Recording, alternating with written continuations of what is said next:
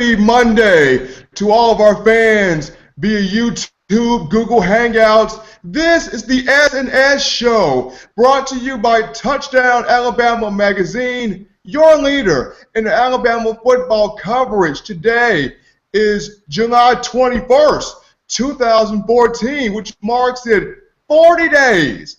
That's right, people. 40 days until Alabama takes on West Virginia on August 30th, 2014, and the Chick-fil-A kickoff in Atlanta. I'm joined here by my partner in crime, Scott Hodnett, who had a whale of a time at SEC Media Days last week. Scott, how you doing? I'm doing great, Stephen. How you doing today, man? I'm doing outstanding. Well, Scott, as we mentioned, SEC Media Days was last week. We saw the likes of Gus Malzahn, Kevin Sumlin, the oddball antics of Les Miles, Nick Saban, the players, the trophy, the new college football playoff trophy on display. Just a lot of commotion, a lot of high energy, and a lot of high expectations went into this year's Media Days. So starting off with you, what are some of the highlights that you took away as a reporter from this year's Media Days? Oh, man, there was I got to go 2 of the 4 days. I couldn't go Monday and Wednesday, but I was keeping up with it on the Twitter and the TV as much as possible. And there were just highlights from every single day, really. The big highlight for me was obviously Saban and the players getting to sit in on a Saban press conference and getting to interview some of the players personally was a great opportunity for me, and it was an awesome experience, and I look forward to doing many more, hopefully. Honestly, my favorite interview of the entire week was Kevin Sumlin. I thought it was great. It was really funny. It was very Steve Spurrier-esque. The first 2 questions were both Johnny Manziel questions, and he was not having it, and it was real funny. To quote him, when a guy said, "What do you think about Johnny's new party pictures? Have you gotten a chance to talk to him since he released those party pictures?" And Kevin Sumlin was really quick on this one. He said, "That would be a great question for the Cleveland Browns," and everybody laughed. And that guy probably felt pretty stupid, but he and then he continued to ask, I thought this was SEC Media Days. So I mean, Sumlin wasn't having the Manziel questions, and he let it be known pretty quick. People kept asking, though, and I thought that was really a highlight. And speaking of Steve Spurrier, getting to see him in person, too, was a highlight. I've watched him since I was very, very small. And just being able to be part of the media legitimately was really, really awesome. And that was, in itself, the biggest highlight for me, just being there, being able to cover it for Touchdown Alabama. It was really awesome. And I got to ask Mark Richt a question, too, so that was pretty cool. I asked him about his injuries last year, and they were really plagued with him and stuff, and he answered it really, really well. And Mark Richt's a good dude. Well, how about your time with Greg McElroy? I see you're leaving that out there. Yeah, I left that out there. I saw McElroy. He was being interviewed by one of the girls from ESPN. I forgot her name, and he walked away from her, and I had my chance. I was like, man, I kind of had to fanboy out there for a second, and I said, man, can I get a picture with you? And he was really nice and cool about it, and he said, yeah, of course. And I got one. I snapped a quick picture with him. Well, that's outstanding. My one day of SEC Media Days, of course, I went Monday to kick it off, and one of the highlights I got from it was Commissioner Mike Snob. Now, when you think SEC Media Days, you typically think, I'm going to hear from the players, I'm going to hear from the coaches, and I'm going to hear from the Southeastern Conference Committee. No. The first voice you heard were 4 iconic voices from American society. We're talking about Mike Snob quotes Dwight D. Eisenhower, Nelson Mandela, Winston Churchill, and Muhammad Ali. How about that? Mike Snob, in his speech addressing the SEC, addressing the academic side, the athletic side, and of course, when it was mentioned of the Southeastern Conference chase, for 8th national title, Slive responded with, "Look, the game was a minute too long." But he quoted Dwight D. Eisenhower, Muhammad Ali, Winston Churchill, and Nelson Mandela. I thought that was pretty cool. Of course, Will Muschamp, very funny. In his own way, he said, "I will take youth over experience. I will take talent over experience any day of the week." Now that quote will be tested because Florida has a lot of youth returning next season. Of course, they get Jeff Driscoll back, which is a plus. And, of course, Dante Fowler on the defensive side of the ball will be a key asset. Gus Malzahn, in his own way, said, "Look, being at the SEC Media Days is a privilege, and to represent Auburn is a privilege," and how Nick Marshall's actions negated him from having that privilege. Of course, Gus Malzahn talked about the players Auburn will be without next season, with the likes of Trey Mason, Greg Robinson, Chris Davis, Nosa Igwe, D. Ford, and a host of others that are now playing in the National Football League. And how about Les Miles? He compares freshman running back Leonard Fournette to Michael Jordan. The man compares Fournette to Michael Jordan. Les Miles talked about his family. He talked about the FIFA World Cup. The man went all across the mountain, and when it got down to his vacation time, he was like, "Look, people, Austin, Texas has no beach. I didn't enjoy it because the beach wasn't there." But Les Miles, very comical guy.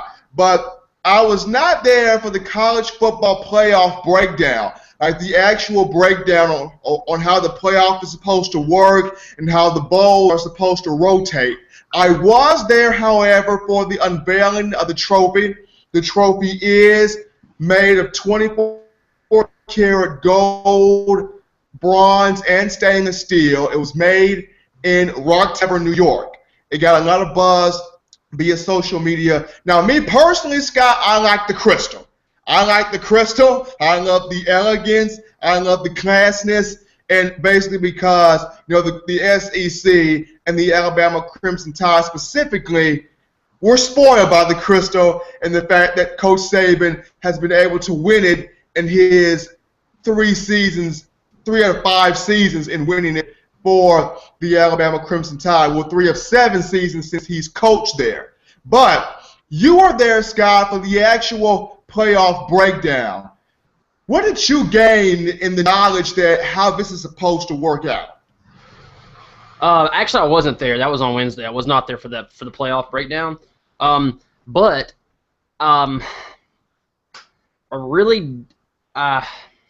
it's going to be very good. I think. I think it's going to work out for the better for sure.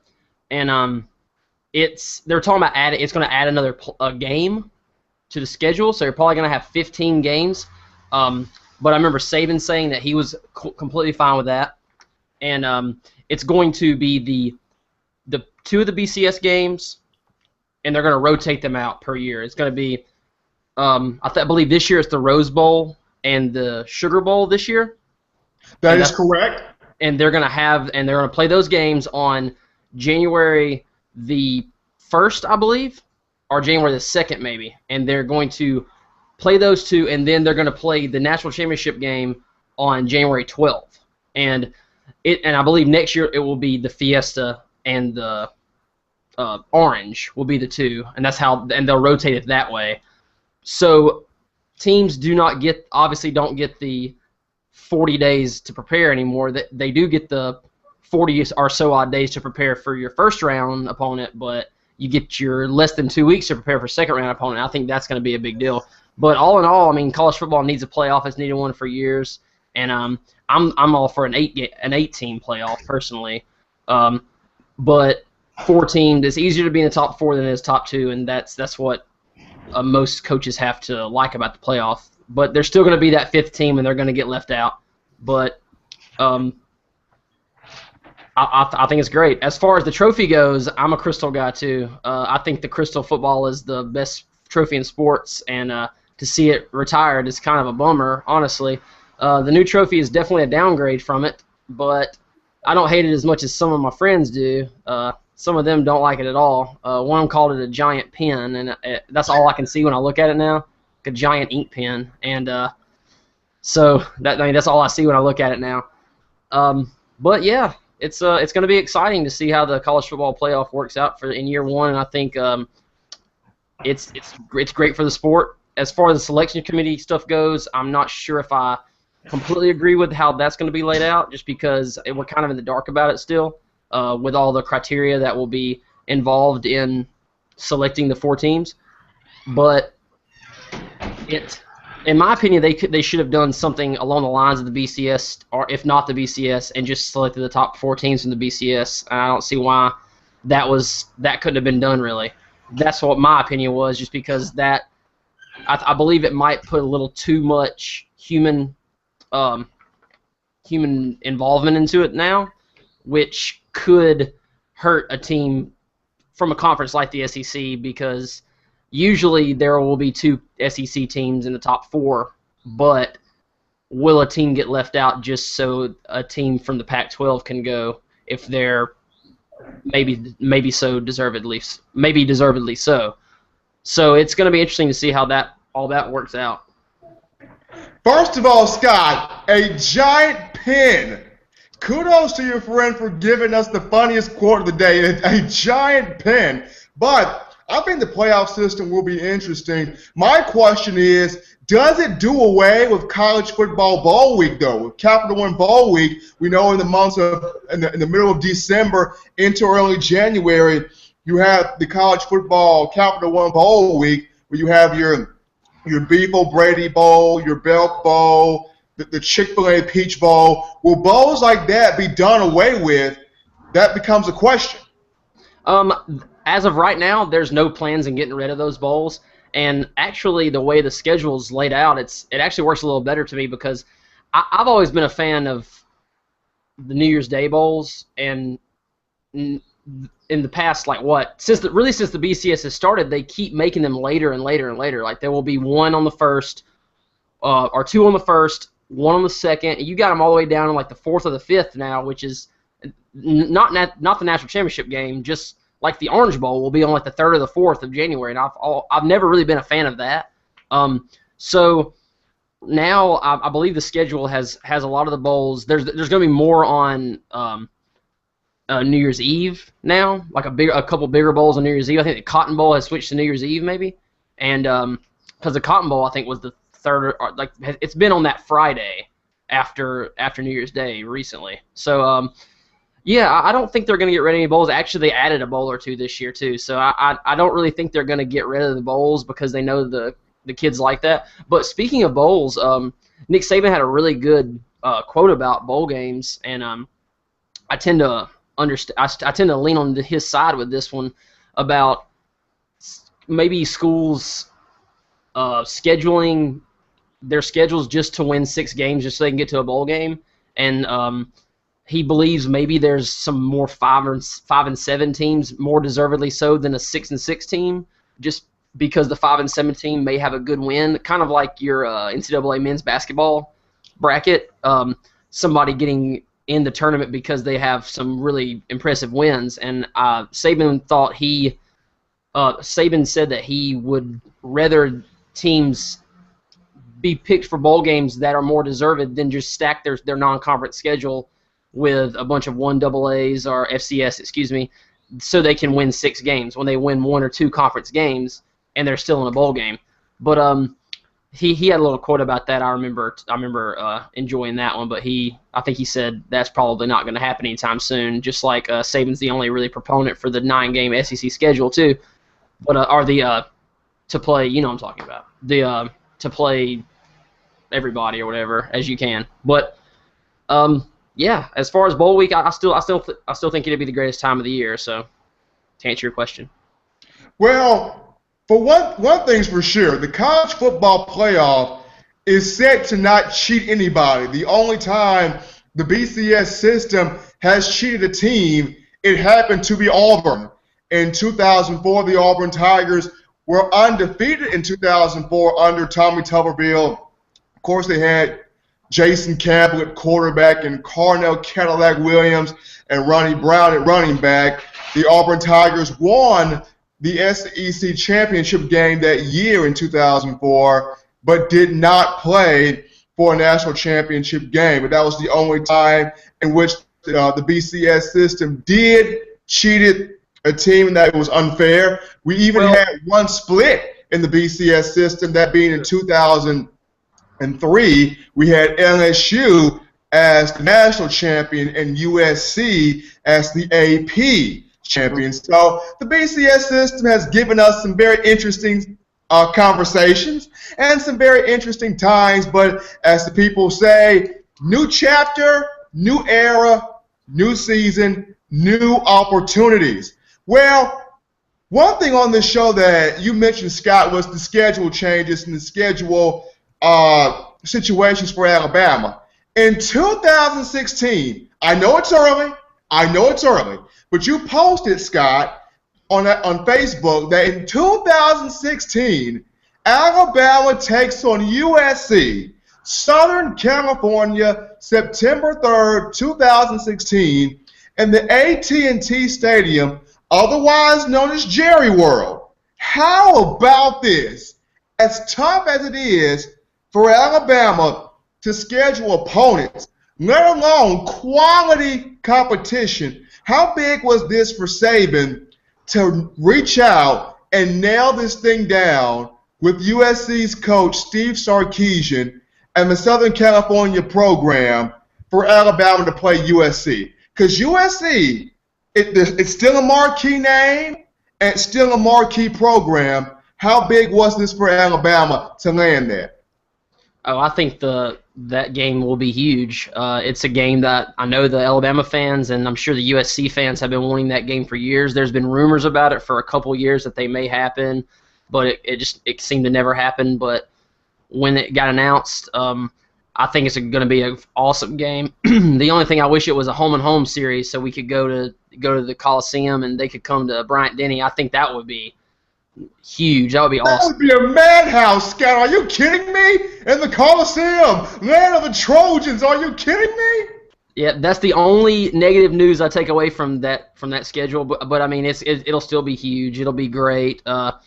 It's great for the fans, and it's great for the schedule. And I mean, look out, USC is going to be pretty good in a couple of years, I think. I mean, especially, they're going to be very dangerous then. So hopefully we're still rolling along like normal, but a lot can happen in 2 years. But I think it'll be a great marquee game. We got Wisconsin next year. I think that'll be a huge game too.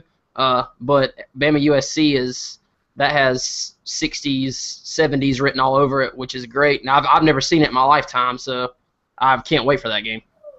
And then also, you look at what that game does. It pits Lane Kiffin against Steve Sarkisian 2 years down the road. Little history here. Sarkisian and Kiffin both worked together at USC under Pete Carroll. Sarkisian and Kiffin were both there as co-offensive coordinators from 2003 to 2005. So those two know each other well, so that'll be interesting to see Sarkisian meet up and go against Kiffin 2 years down the road. But as you mentioned, Scott, Steve Sarkisian knows the USC system, knows what the fans expect from that program, so don't think Sarkisian's going to sleep on the job and not produce. He's going to produce. He's going to get the recruits he wants to come to USC. He's going to get his style of play, which is he loves balance, but he loves to air it out there. And most importantly, he's going to run the football with the likes of the backs that USC will bring into the program.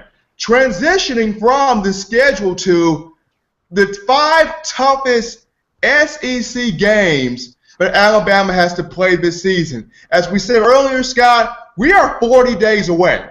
If we had former Alabama fullback tight end Baron Huber with us, he would tell us via his jersey, oh baby, we are 40 games away from kickoff. So we have 5 games, 5 SEC games that are tough this season for Alabama.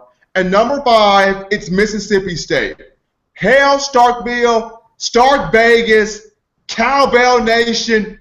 Is Dan Mullen, is he drinking the serious coffee, or are we 7-6 again for Mississippi State? And I think this is the year they could be serious. I feel like State returns 85% of its offense, led by Dak Prescott and Jamian Lewis. Defensively, Benardrick McKinney, Chuck Benderrick Award watch guy, Bronco Nagurski Award watch guy. Yes, they lose Nico Whitley, but they have Jamerson Love and Tavez Calhoun in the secondary. Mississippi State comes to Bryant-Denny. We know that Starkville's raucous, but when you come to Bryant-Denny, it is raucous. When they play Dixieland Delight and Yay, Alabama, and those crimson and white shakers get going in the air, it's crazy. Is this going to be the raucous crowd that Dak Prescott has ever faced? Has he been to Tiger Stadium is the real question, and started as a game? Because if he hasn't, that is a real question. Whoa! If he hasn't, then I would say it's probably yes. But if he has, then I would say probably Tiger Stadium is a little bit higher. I think. I don't think he started. He wasn't the starter when they played there. I think they may go there this year too, even. But yeah, I think Mississippi State's a very dangerous team this year. They have, like you said, a lot of their offense back. Dak Prescott he's a solid quarterback. He won't scare you too much with his arm, but he's definitely serviceable enough to get the job done. He's got a few more weapons out there. Like I said, Jamian Lewis is a very, very good receiver. He's got good running backs. He has really good legs for a quarterback, and he's a big guy. And I think Mississippi State's defense was good last year. They were very good, especially up front in the trenches. Chris Jones. They have a very, very good defensive line, and they have a good secondary, like you said, too. Mississippi State's a very dangerous team. We get them at home. Bama gets them at home this year. I think that's a plus. But if you remember last year, Alabama should have lost to Mississippi State last year. We turned the ball over 4 times. And that was one of the worst games Alabama played all year. Probably that and Oklahoma were the 2 worst games Alabama played all year, and we saw what happened in the Sugar Bowl against Oklahoma. That Mississippi State game was dreadful. It was horrible to watch. Turned the ball over 4 times. You could tell we just didn't care. We just walked in, and I think that game right there is a microcosm of what happened at the end of the season last year in kind of one game. After the LSU game, it all went to heck pretty much. And that game definitely was the start, and I thought it was just an LSU layover, but it carried on. But like I said, Mississippi State's going to be a very, very dangerous team this year, and I think if they could do it, this is a year that they can make some noise. And it always seems to pretty much count on that Auburn-Mississippi State game earlier in the year. Whoever wins that game seems to have a pretty good season. Whoever loses it seems to go 7-6, 5-7. You know, it's always a close game too. Those are one of the best games of the SEC every year usually, and I think it's going to be the same this year. It's going to be a good game again. Now, Scott, when Alabama plays Mississippi State, about that time, Saban and Lane Kiffin should know who's the main guy at quarterback. I think at the start of the season, they'll play both Sims and Jacob Coker to see which one really has the hot hand and can really take over. But by Mississippi State, I feel like Saban and Kiffin will know who's the ideal guy, who is the guy at quarterback for Alabama. So, for example, let's throw in a hypothetical. Let's say it's Jacob Coker. Let's say it's Jacob Coker from Mississippi State. What would he need to do in that game to really make that game not a contest? What does he need to do in that game coming in? He's coming in, raucous crowd at home at Bryant-Denny. What does he have to do to compose himself, really lead this team, and make sure that he makes the right throws with the football and make the right decision? What does Coker need to do pre-gaming for Mississippi State? Well, we better hope he knows what he's doing before Mississippi State, because that's a little later in the season. It better be Florida. It better be West Virginia, to be honest. But it better be West Virginia. But Florida for sure, because that's the first SEC game of the season for us, and it's at home, and their defense is going to be really good. But as far as what he needs to do for Mississippi State or Florida or whoever, or West Virginia even, he just needs to be loose, be himself, get the ball to the weapons. He has an endless amount of weapons. Hope the line plays better this year, and he can't really do anything about that. Just be a good leader, and you lead by example. You know, I mean, you're a new guy. A lot of these guys have been here for years, and they've gone through the great and bad times. Coker hasn't done that, so he kind of has to earn his spot. You can't, I mean, yeah, he can come in and be the guy. Everybody knows that already, but you got to win your comrades' respect and stuff, and that's kind of something that you do through you do in practice, you do off the field when you're just hanging out with some guys and stuff. You got to take him out to dinner. Take him out to dinner. Get your good side, and I mean, you could be the best guy on the team, but you gotta have your team's respect, or it's not gonna be good. So I think he needs to just do what he's doing right now. Learn the playbook. Saban said he was getting very familiar with it. He's good with it already. Just and in my opinion, I think he is the guy. I mean, we've talked about it for months, and I think he is the guy. And Saban don't want to say that, but I mean, because it's his job not to say that. I mean, Blake Sims has done a lot of stuff for this program, and I love the dude. I just don't think he's going to be able to beat out Jacob Coker, to be honest. But if he does, he's going to be the best guy, because the best guy is going to win out, and Saban's not shy about doing that. And like you said, he may let them both play a little bit. I'm not sure, since we got a decent quality opponent first off, because in 2011 he let Phillip Sims and McCarron both play against, I believe it was Kent State, and I believe it was Kent State. It was Kent State. Yeah. He let them both play, and neither one of them had a very good game, but AJ had a little bit of a better one. And if you remember that whole entire, I mean, you just remember the 11 season from the LSU National Championship game, but AJ didn't have the greatest year that year. He didn't turn the ball over very much, but he wasn't the AJ that we all remember when he left. But he was the best option. That's who we went with. And in my opinion, Jacob Coker is an NFL starting quarterback in a few years. So just by looking at the tape and everything that I've seen about him, I mean, I'm no Mel Kiper, but he's pretty big on him, and he's got the size, and his arm's great. So speaking of Jacob Coker, though, Christian Jones and Amari Cooper both had a lot to say about him at media days. They said his arm and style is nothing like AJ, and they have to get used to catching the ball from somebody else. His timing is completely different. His arm release is different, they said, and but they said he looks great. Amari said he's overthrown him a few times, so yeah, he's got a strong arm if he overthrows Amari a few times per practice. So Amari kind of laughed about that. He said he overthrew him a few times. So I think Coker's the man, and the season depends on it, because if Coker can come in and be very good, I think this Alabama offense can be extremely productive. It's an all in eye on what Jacob Coker is going to be able to do at that quarterback position. Moving from Mississippi State to the fourth toughest team that Alabama will have to face this season, and that'll be the Ole Miss Rebels. Ole Miss, the Mississippi Rebels, under head coach Hugh Freeze, they returned Bo Wallace. Now, Bo Wallace is mentioned as the most experienced passer returning for the SEC. He's been in Oxford for 4 seasons.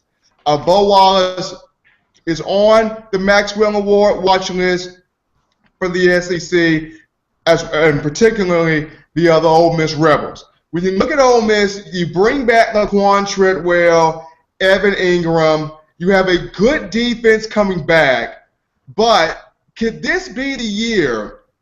Could this be the game against Alabama in which we see Bo Wallace really come out developed? Because we saw with Zach Mettenberger in 2012 where when Cam Cameron got his hands on Mettenberger in that game against Alabama, Mettenberger tore the Crimson Tide secondary up.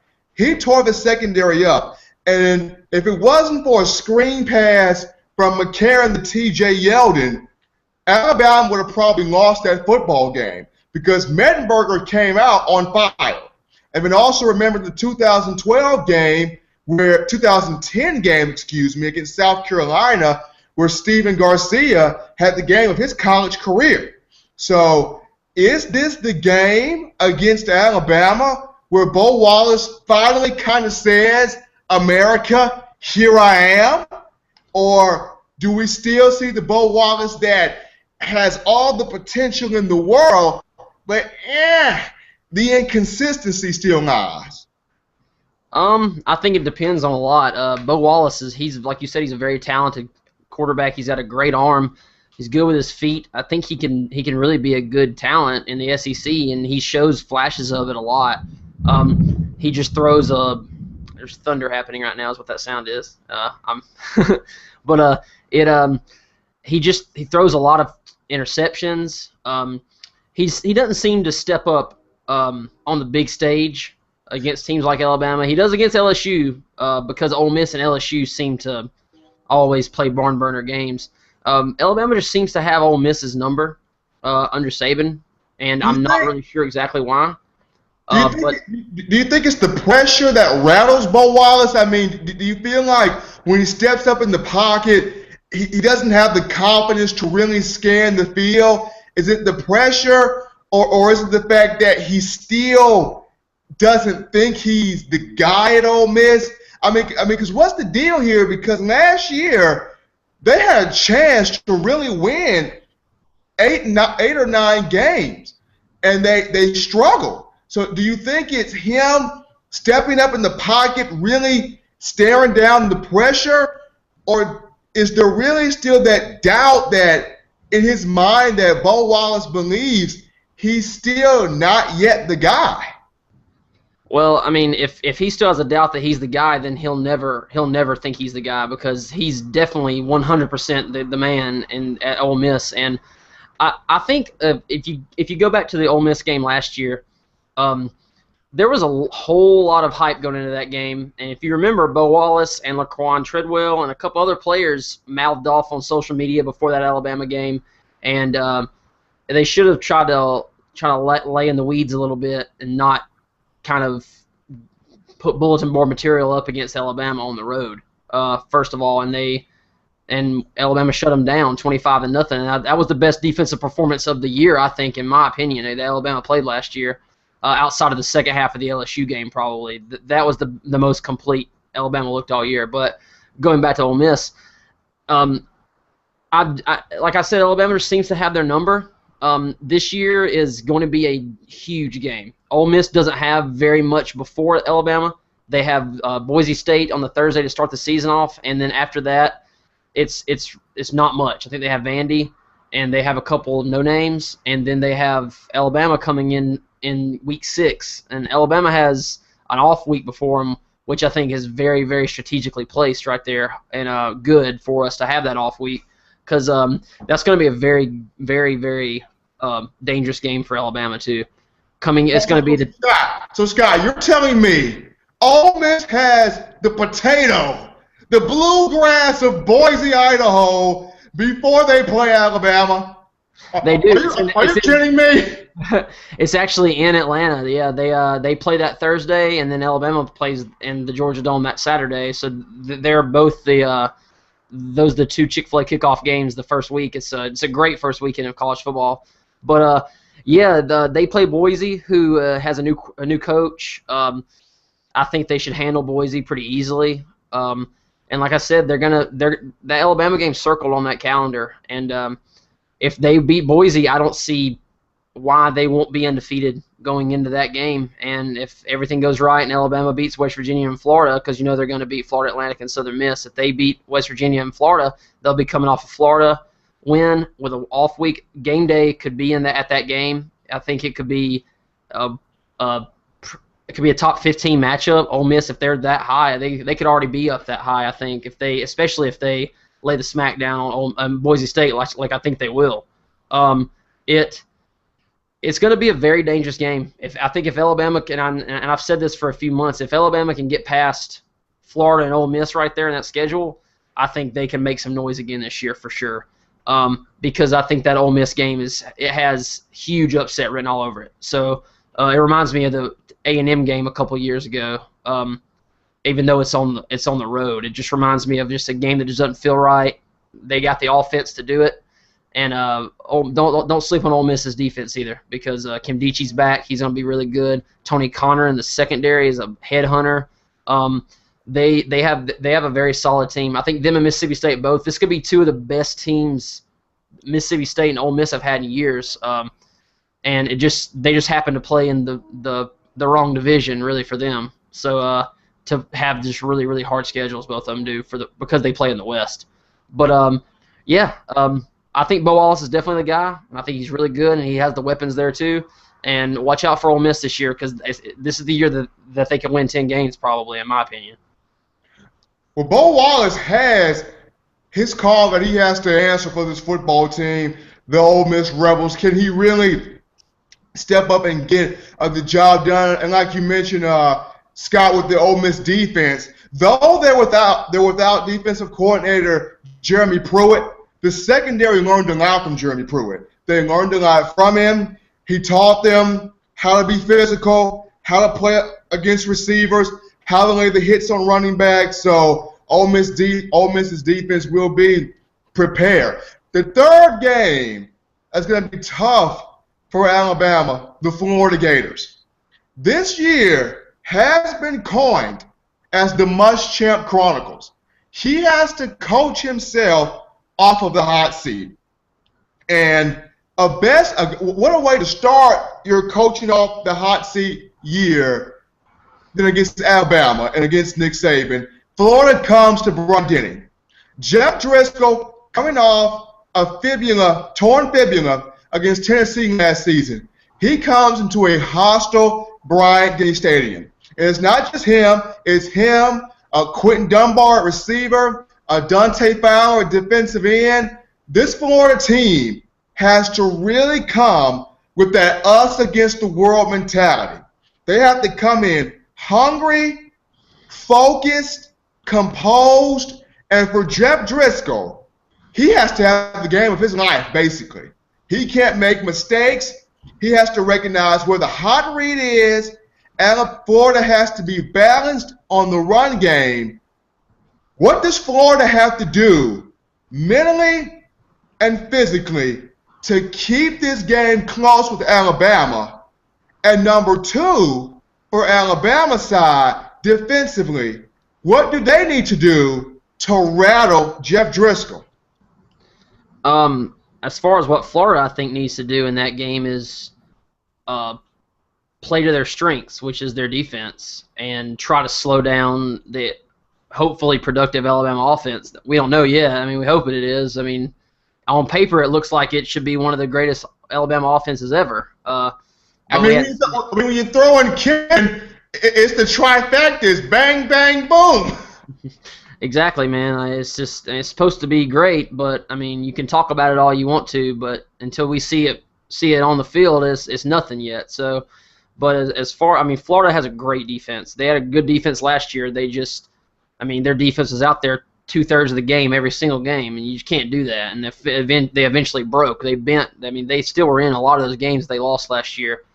Then the offense was horrific. So they need to play to their strengths. They have a great secondary that will be able to match up with Cooper and the wide receivers for Alabama. And I don't know if they have somebody that can play with O.J. Howard. Not many people do.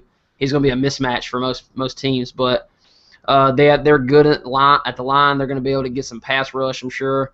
Florida's going to be, like I say, they're a dangerous team too, I believe. as far as their offense, they're a question mark. I mean, they bring in Duke's offensive coordinator, Kurt Roper, and a lot of people don't like that hire. I think it's a good hire, though, honestly. I thought it was a great hire. Duke's offensive coordinator, you said from Duke, right? Yeah.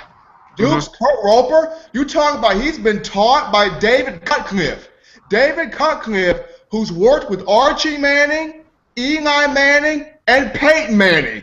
So you talk about this was a great hire. No, I was definitely on the side of the Kurt Roper hire. I think it makes a lot of sense with Muschamp's style of offensive play. They're not going to try to be completely spread out. That's just not his style, really. Because he wants to run like a Saban kind of style offense, and that's what he wants to do. And when he took the program over at Florida, he had a bunch of horses to run the spread offense because they had Tebow and everybody, and that's what they had.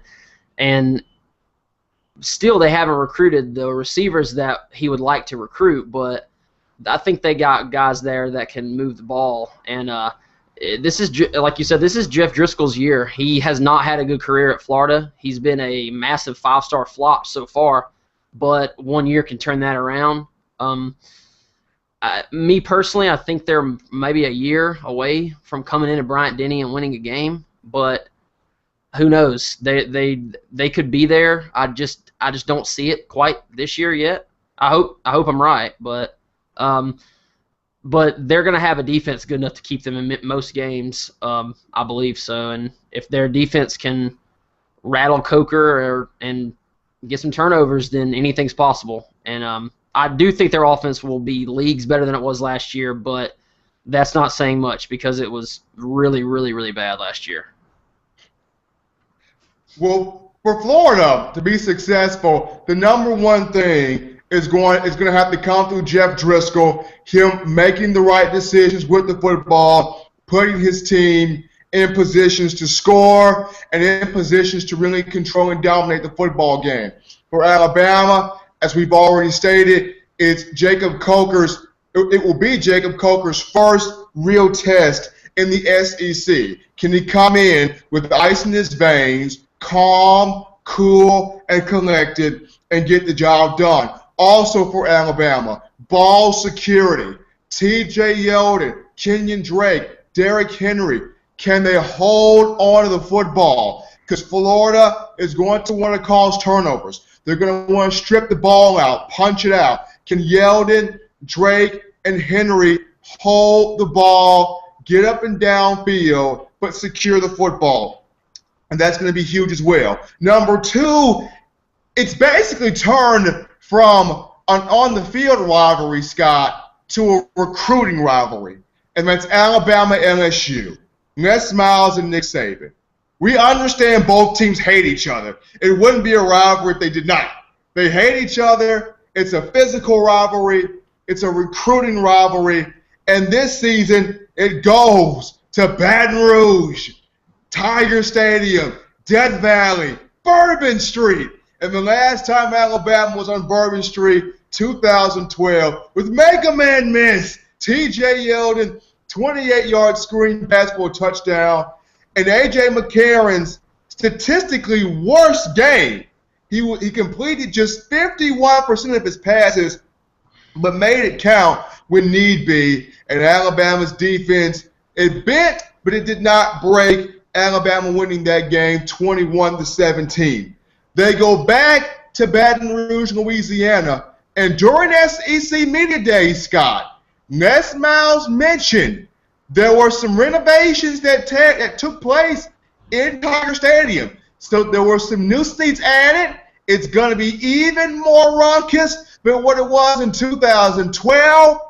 And for the quarterback situation at LSU between Brandon Allen and Anthony Jennings, whomever wins the job, how much mental and physical toughness does either one of these guys, being Jennings or Brandon Harris, have to take in when they play Alabama in Baton Rouge? How mentally tough should both of these players be? Because you're playing Alabama, you're playing them in your own backyard. Of course, you know, Cam Cameron's going to give them the speech. Ness Mouse is going to give him the speech. John Chavis is going to give his defense the speech. But for the quarterback, be it Jennings or Brevin Harris, how mentally tough do these two young men have to be when the rumbling tide comes to town? Anytime you play a team like Alabama, you're going to have to be mentally prepared and mentally tough. And you put that on top of the mental strain of playing in a huge rivalry game at home when 100,000 plus people want you to be perfect. You know, it's the pressure that are on these guys is stuff we'll probably never ever experience in our life. And these kids are 18, 19, 20 years old, and a lot of times we forget that these are still every kid that I'll watch on TV and yell at, and they're all younger than me, you know, and it's hard to believe that sometimes. It's hard to put yourself. I mean, they got mama still watching them. I know. I mean, they most of them they still live with mama, you know, when they're not at school. So you just gotta put that into consideration. So the amount of mental toughness it takes to be a college athlete, especially at the quarterback position, is pretty incredible. And as like I said, in a rivalry game of that magnitude, Anthony Jennings, he's young. Brandon Allen's even younger. They're going to have to be tough and be that, and hope your other guys have your back, which they will. And nothing will be different this year. It will be one of the hardest games on the schedule, like it is every year. And it's always, if you can get past that LSU game, then you can win the West usually. So I don't see anything changing this year. I think LSU is flying under the radar a little bit, and I think they're going to be very good. They have to replace a lot of guys that have left in the last couple of years who were juniors, and mostly juniors, but some seniors left too last couple of years. But like you said, they've been recruiting at a very high level too. Not as high as Alabama is, but extremely high nonetheless. Top 5, top 10 recruiting classes every year. So they will be ready. Alabama will be ready. They always are in that game. It's always just a heavyweight bout, and it's one of my favorite games to watch all year, but it's also one of the most nerve-wracking games of the year too, because you know it's going to come down to a couple plays. And if you don't make a field goal, or you don't make a tackle, or don't make a big screen pass at the end of the game, then you're going to lose. So I do agree with that being one of the hardest games of the year, and you could switch it with Auburn, or you could put that one or our Auburn one. Either one of them is going to be one of the hardest games. Well, just like Alabama has a stable of running backs, Scott, LSU has its own stable of backs. LSU has Terrence McGee, they have Kenny Hilliard, and also, as I mentioned earlier, the freshman Lauren Fournette. So I honestly feel like Terrence McGee may get the start against Alabama between him or Kenny Hilliard, but will the freshman Lawrence Fournette see the field when Alabama takes on LSU? Leonard Fournette will be the starter by game 3, I will say, and he will play a lot against Wisconsin. He will be one of the best LSU running backs ever, probably, in my opinion. I've watched a lot of his tape the past couple years. He is one of the best running backs I've ever seen at the high school level. He could play in the NFL right now, probably. He is that good. He's Jadeveon Clowney, who would have went straight from high school to the NFL. Leonard Fournette's the same way as a running back. He will be a starter this year at LSU, and he will be the starter against Alabama. I will bet money on it. Now, hold on now, Scott. Now, we're talking LSU. They put in some great backs. We're talking about Justin Vincent. They had Justin Vincent. They had Kevin Fogg, Joseph Adai, last season Jeremy Hill. LSU has put in some great backs over the years. Now, are you telling me Leonard Fournette is going to surpass these guys? I think his upside is just as high, if not as all of those guys. I mean, granted, I haven't seen many of those guys' tape in high school, so I'm not sure exactly how good they were in high school. But I watched every one of them play in college, and like you said, they were all great backs, and a lot of them had good NFL careers, and I think Jeremy Hill's going to have a good NFL career too. But Leonard Fournette is a different animal almost. Like his speed, his vision, His cutbacks, he looks like Adrian Peterson out there already. Oh, baby. So, oh, my goodness. He does. I mean, it was huge when LSU got to land him because, in my opinion, that the race between Alabama and LSU to get Leonard Fournette last year was a lot closer than people might want to think it was. I mean, he's from New Orleans, so people would say he was an LSU lock all the way. But let's put it this way. I believe if this year in the 2014 season, if Alabama didn't have T.J. Yeldon, Derrick Henry, Kenyon Drake, Tyron Jones, Alty Tenpenny, if their stable wasn't that deep and Leonard Fournette could think he could come in and get some playing time in 2014, he might have come to Alabama because I think he was that close. He had a lot of visits. He loved it at Alabama. His family liked it at Alabama. But it was the smarter decision to go to LSU because Terrence McGee's good. Kenny Hilliard, they're good running backs. They are not Leonard Fournette running backs, though.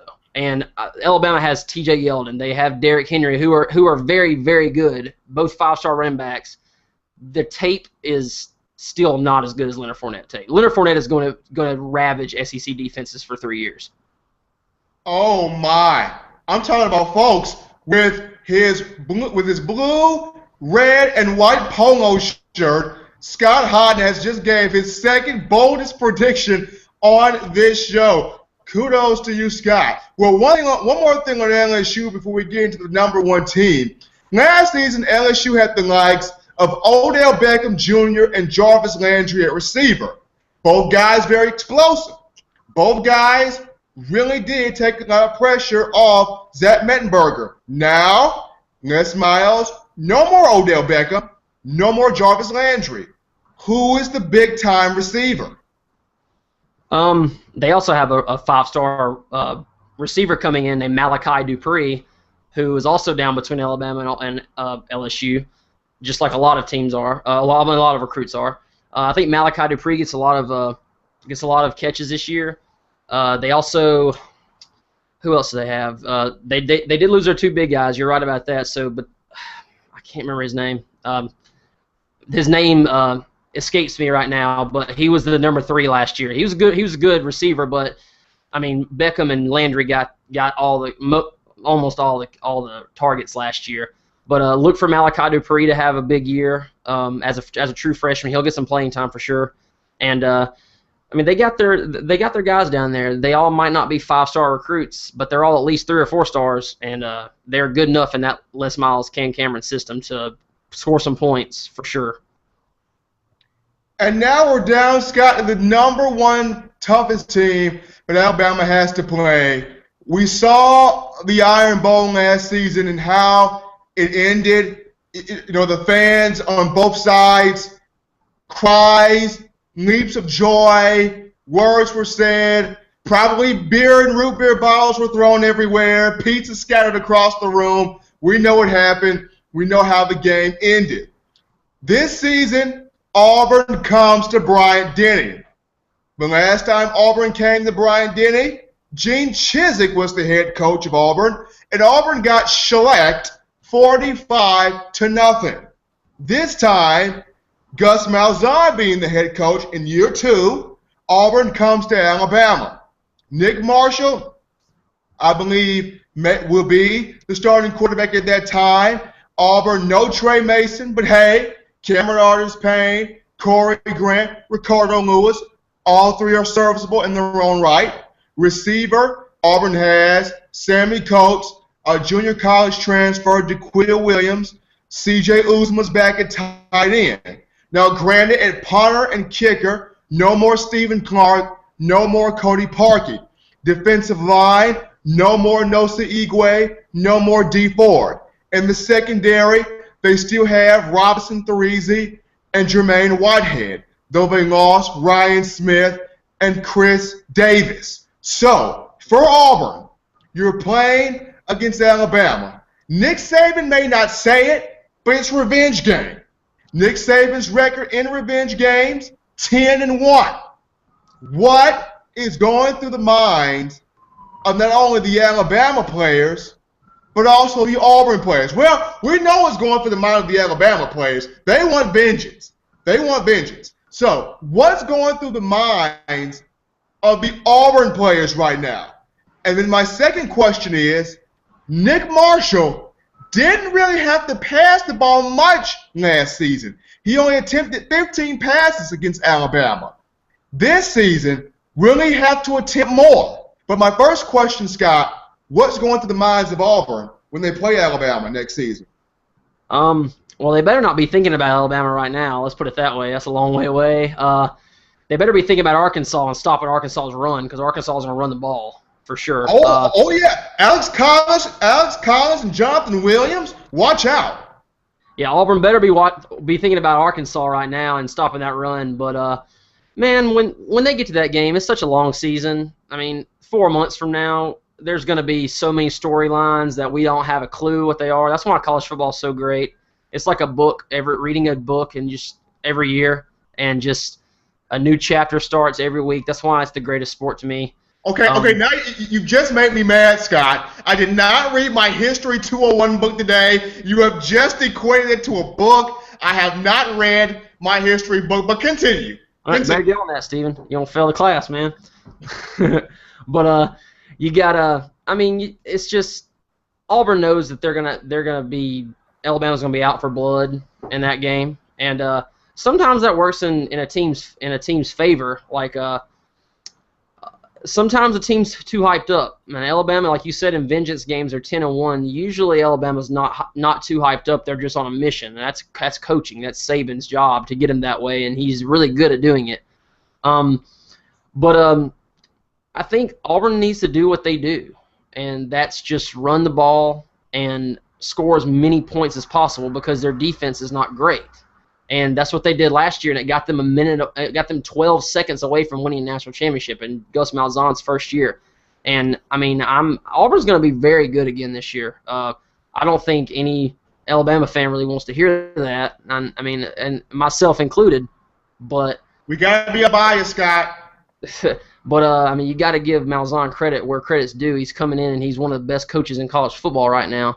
And the talent he's assembling there is getting scary good again. So they're going to be good. Like you said, Duke Williams is what he'll be known as there. Probably after the first game, we'll know exactly who that is. They're going to have two really good receivers. Cameron Artis-Payne's a very good running back. He's not Trey Mason good, but he's good. Corey Grant will be Corey Grant, what he does, speedster guy. And they have a true freshman, Rock Thomas, who's going to be the third string probably, and he's going to end up being the man when Artis-Payne leaves probably, and he'll get a lot of touches this year too. As far as their defensive line will not be as good as it was last year, I don't think, unless they get some guys to step up, because like you said, they lost D Ford. Malzahn at Media Days last week revealed that Carl Lawson had tore that at ACL, and he's going to be gone for Malzahn said most of the year. He could come back towards the end of the year, so you never know. He could be back for the Alabama game.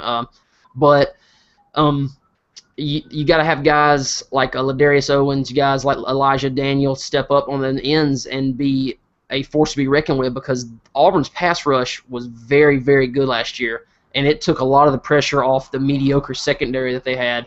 And if they don't get great pass rush this year, they could get picked apart in the secondary. I mean, they got Threezy, Whitehead, and they're still young in the secondary besides those guys. And they need to get better linebacker play on the defensive side of the ball. But, I mean, I think Auburn's going to be just fine. I think they're going to be contending right there for the West, and it's going to come down between Auburn, LSU, and Alabama, in my opinion. But one of the Mississippi schools is going to beat one of those three.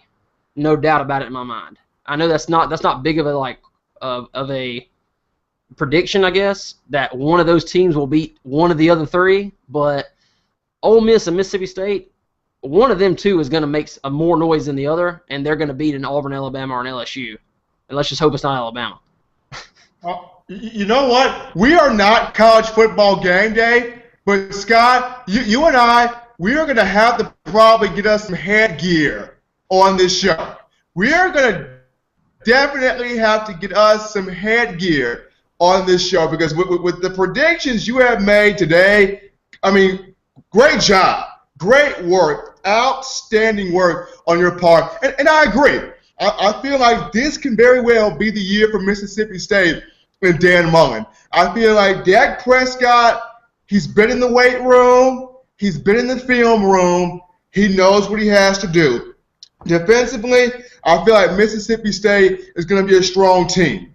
When you talk about the Auburn Tigers, they're going to be great again. I feel like defensively, yes, you lost D Ford and Nosa Igwe and potentially Carl Lawson if he can't make it back, but they still have Gabe Wright. Gabe Wright is still at that defensive tackle position. You look at Auburn's offensive line.